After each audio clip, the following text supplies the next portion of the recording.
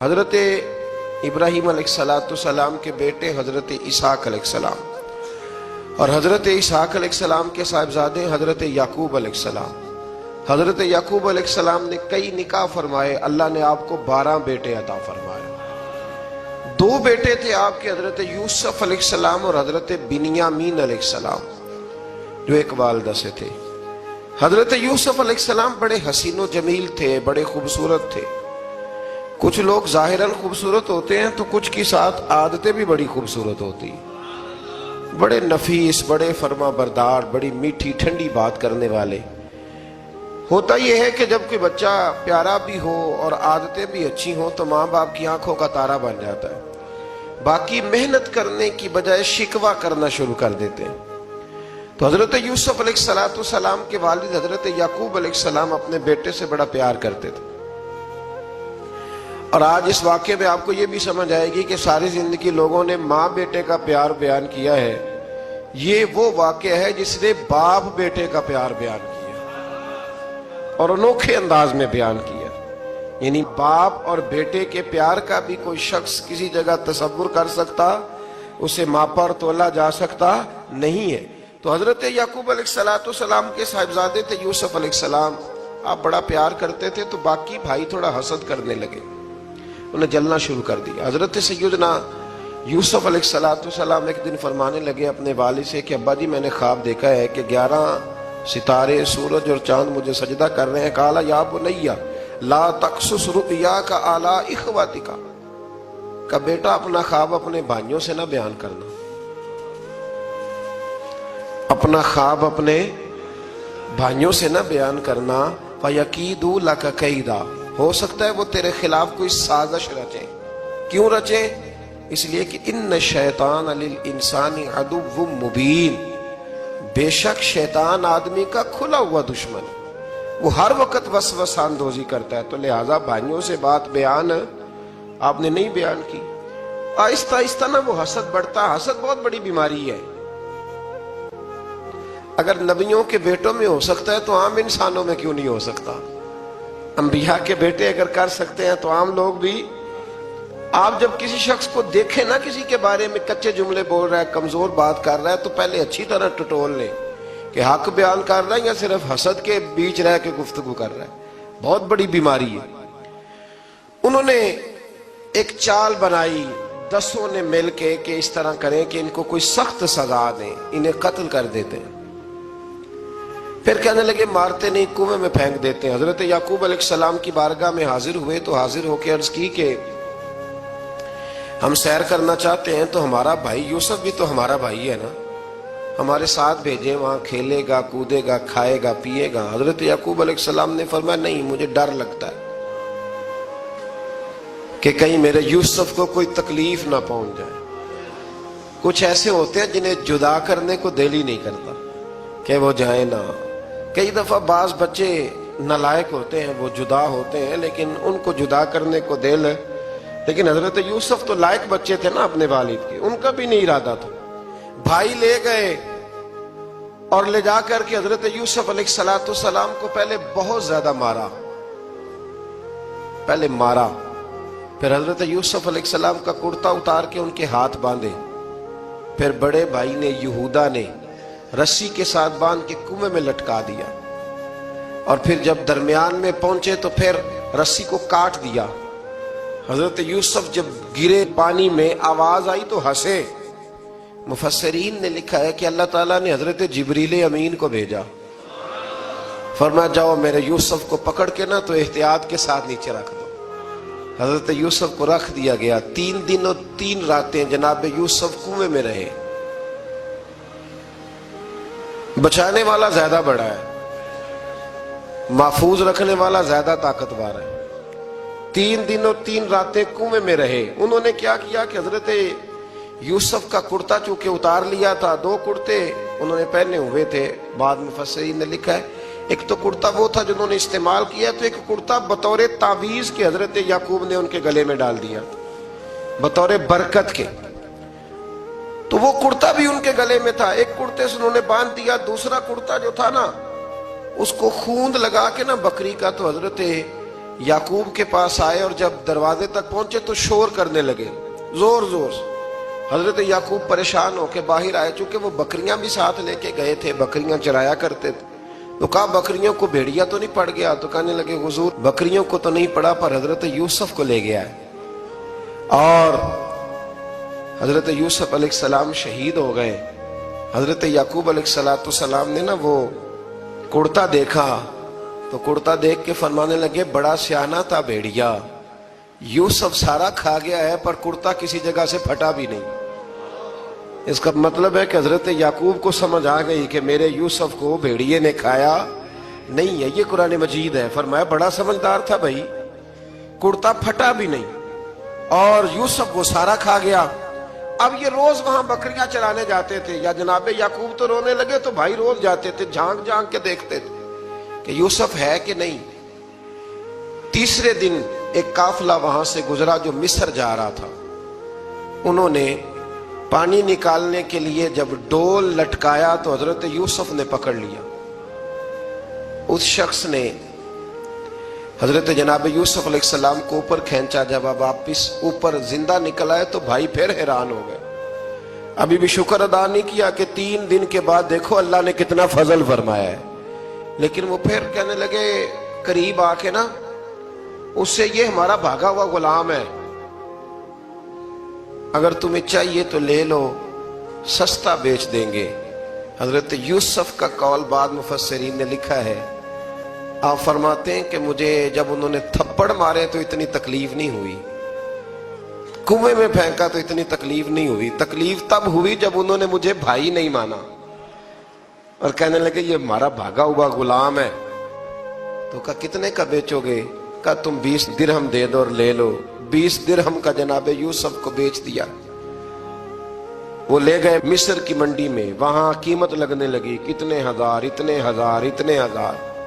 अल्लाहु अकबर। जनाब यूसुफ कहते मैंने वो रंग भी देखा कि जब मेरा बाप सबसे बढ़कर मुझसे प्यार करता था और आज मैं वही यूसुफ हूं जिसकी बोलियां लग रही, जिसकी बोलियां लग रही। अजीज मिस्र आ गया, मिस्र का जो माले खजाना का मालिक था वो शख्स आ गया। इसमें भी कई अकवाल हैं कि वो बादशाह था कि क्या था। बहरहाल अजीज मिस्र आया, खजानों पर कब्जा उसी का था। उसने हजरत यूसुफ अलैहिस्सलाम के वजन के बराबर सोना तोल के दिया, वजन के बराबर चांदी तोल के दी, वजन के बराबर उसने हीरे जवाहरात दिए, फिर घर ले गया। और जनाब यूसुफ अलैहिस्सलाम फरमाते हैं मैं एक आजमाइश से निकला, जब घर आया तो बड़े सुकून से रहने लगा। अजीज मिस्र ने अपनी बीवी जुलेखा से कहा इसका खास ख्याल रखना। फरमाते मोहब्बत मिलने लगी, प्यार मिलने लगा, घर में मैं बड़ी खुशी से रहने लगा। पर अल्लाह को कुछ और ही मंजूर था। आजमाइश पर आजमाइश जरा देखिएगा, पहले बाप का प्यार, फिर कुआं, फिर कुएं से बच गए तो मिस्र की मंडी। फरमाते वहां से मैं बच के आया, अजीज मिस्र के घर रहने लगा। जुलेखा फरेफ्ता हो गई, गुनाह की दावत देने लगी। तो हजरत यूसुफ ने कहा काला माज अल्लाह, मैं अल्लाह की पनाह चाहता हूं। सारे दरवाजे बंद करके जब वो पीछे भागी, असल हसीन वही शख्स होता है जो अपने बातन के हुस्न को बचा लिया करता है। जो सौदागरी करने लगे वो थोड़ा हसीन होता है। हजरत यूसुफ अलैहिस्सलाम जब भागे तो उसने पीछे से पकड़ के कुर्ता खींचा, कुर्ता फट गया। अभी आप दरवाजे तक पहुंचे थे, अजीज मिस्र खुद आ गया। उसने आगे कहा ये क्या हो रहा? तो उसने मकर किया जुलेखा ने, कहने लगी कि होना क्या है, इसको घर में रख के पाला है, अब जवान हुआ है तो माज़अल्लाह इसने मेरे तरफ दस्त दराजी करने की कोशिश की है।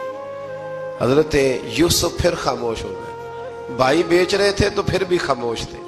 कभी कभी कुछ चीजें खामोश रह के सहनी पड़ती।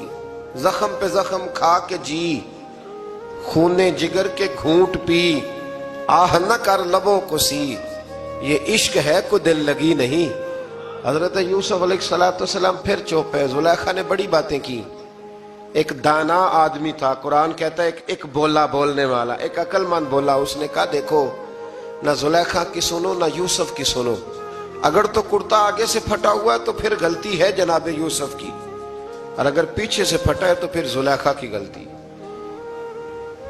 हजरत यूसुफ की माज़अल्लाह फिर गलती تو عزیز مصر نے کرتا دیکھا تو پیچھے سے پھٹا تھا، لیکن امام قرطبی کہتے ہیں وہ کوئی عقل مند آدمی نہیں، وہ تو 4 مہینے کا بچہ تھا، وہ ایک 4 مہینے کا وہ قریب تھا۔ حضرت یوسف علیہ السلام کی گواہی دینے کے لیے اللہ نے اسے زبان دی تھی، زلیخا کے ماموں کا بیٹا تھا، 4 مہینہ کا گہوارے میں لیٹا ہوا، جب بادشاہ سے فیصلہ نہیں ہو رہا تھا اور بادشاہ پریشان تھا عزیز مصر کہ کسی کو جا کے بتاؤں گا تو کوئی کیا سوچے گا، اس کے گھر میں کیا کچھ ہوتا ہے۔ کہتے پریشان تھا تو پنگوڑے سے بچہ بول پڑا، کہنے لگا بادشاہ اگر تو کرتا آگے سے پھٹا ہے تو پھر معاذ اللہ غلطی حضرت یوسف کی، اگر پیچھے سے پھٹا ہے تو پھر زلیخا کی، تو کرتا پیچھے سے پھٹا تھا۔ حضرت یوسف کے حق میں گواہی مکمل ہو گئی۔ اب آہستہ آہستہ نا دربار میں محل میں بات پھیلنے لگی، تو بیویاں کہنے لگی اوہو زلیخا تو ایک غلام پہ عاشق ہو گئی ہے، ایک غلام پہ۔ تو زلیخا کہنے لگی تم اجے میرا محبوب نہیں ڈٹھا۔ یہ رٹے ڈالنے والے دیکھتے نہیں اور دور کھڑے رہ رہ کے کہانیاں سناتے رہتے۔ انہوں نے کہا تو نے ابھی دیکھا نہیں نا، تو نے ابھی یہ کیا پتا ہو کہ ماجرا کیا ہے۔ تو کہنے لگی نہیں تو غلام پہ۔ اس نے کہا چلو تجربہ کراتی ہوں۔